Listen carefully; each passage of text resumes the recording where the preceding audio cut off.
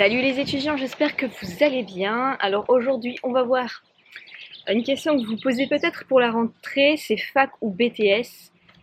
Qu'est-ce qui est mieux? Alors les grandes différences déjà, c'est que forcément la fac c'est plus de liberté, c'est moins de cours, mais par contre ça va être plus dans le général. Et le BTS, c'est tout le contraire, c'est moins de liberté, plus de cours et plus de spécialités. C'est ce qu'on va voir, à tout de suite. Alors ce que je vais faire, c'est vous donner déjà la fac, tout ce que ça comporte, puis le BTS. Et enfin, je vous donnerai un petit retour d'expérience d'un ami qui a fait les deux, qui a fait fac, qui a fait d'abord BTS, puis fac. Alors la fac, déjà, ça te prépare à une licence au minimum, c'est-à-dire 3 ans. Puis après 2 ans de master, souvent, parce que voilà, en minimum, ça, on va dire que ça te prépare à 5 ans. Ensuite, ça va être beaucoup de général, voilà. Ça va être par contre mieux reconnu à l'international au niveau de ce qu'on appelle les crédits européens, les ECTS. C'est ce que tu peux voir sur ton bulletin. Par contre, il faut t'habituer aux mauvaises notes. À la fac, si tu as 12 sur 20, ça correspond à peut-être un 18 sur 20 au lycée, ça, il faut le savoir. On a beaucoup d'autonomie, mais c'est assez difficile de se sociabiliser si on est un peu timide. On va pas forcément oser aller vers les autres parce que soit les gens se connaissent déjà du lycée, soit ils restent tout seuls. Surtout en première année, après ça va un peu mieux. Il y a un faible taux de réussite en fac, environ 15 à 20% seulement en première année. On a moins de cours, mais beaucoup de travail personnel à côté. Ça, il faut savoir. Et encore moins de cours, ça dépend les facs, parce qu'on en a quand même bien 25 heures, 30 heures pour certaines. Ensuite, on va te dicter un cours et tu n'auras qu'à l'écrire. Voilà, tu prends ton ordinateur, ton cahier, tu écoutes le prof, tu copies et hop, ton cours est terminé. C'est souvent comme ça en général. Et tu as très peu de stages. En BTS, études courtes seulement de 2 ans. C'est beaucoup de spécialités, d'accord, je sais pas, je pense par exemple BTS notariat, BTS management des unités commerciales, BTS économie sociale, familiale et solidaire, des choses comme ça. Donc c'est très spécialisé. On a plus de 100 spécialités en France. On a un fort taux de réussite qui est proche de celui du bac. On a une ambiance de petits groupes sympathiques, et donc voilà, ça ressemble à une classe de 20-30 personnes. On a des explications, c'est pas juste théorique, les profs sont proches. Et on a beaucoup de stages et beaucoup plus de pratiques. Donc voilà un petit peu comment ça se passe. Aujourd'hui, franchement, que vous faites un BTS ou une fac, franchement, peu importe. Avant, on disait qu'en gros, c'était mieux de faire une fac. Mais finalement, j'ai l'impression qu'on est en train de retomber à l'inverse, c'est-à-dire que c'est mieux de faire un BTS parce que plus tu te spécialises, mieux c'est.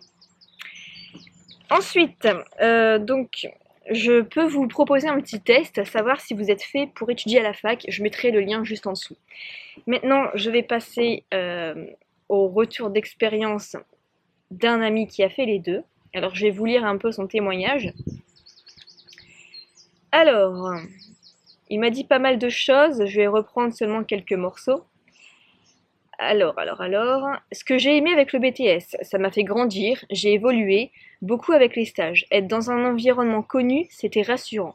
Ce que je n'ai pas aimé, à un moment où on grandit et on commence à vouloir aller ailleurs, ne plus être chez ses parents, ne plus être dans le lycée dans lequel on est depuis la seconde, etc. En BTS, en lycée, on était considérés comme des élèves, pas des étudiants.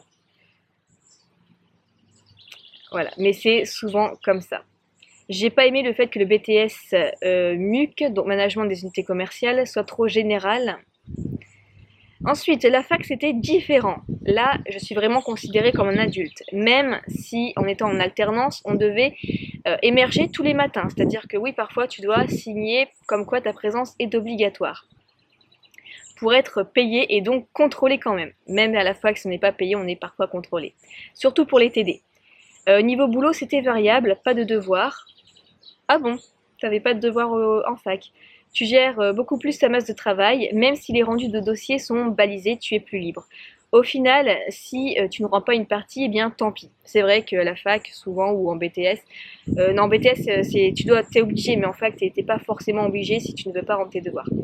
Tu subis moins finalement les dates, au sens où tu as le choix de le faire ou non. Le fait d'avoir des intervenants professionnels pour une grande partie, plutôt que des profs, a son avantage. Donc lui était en licence professionnelle, hein, c'est pas pareil que la licence générale, comme en droit ou en psychologie. Ce qui est transmis en savoir est du savoir concret de terrain, même si certains n'étaient pas top. Au lycée, t'as que des profs et ça paraît loin parfois. Après, j'étais en licence pro, je ne connais pas les fonctionnements des autres filières et diplômes. L'environnement aussi était bon, c'était nouveau, mais tu es dans un endroit d'adulte, t'as plus les 15 ans, c'est différent. Donc voilà, en gros, il me dit que c'est une bonne expérience à la fac, même si le domaine était au final pas le mien. Alors, donc voilà, à savoir que lui, il a fait un BTS Management des unités commerciales plus une licence, je crois, banque.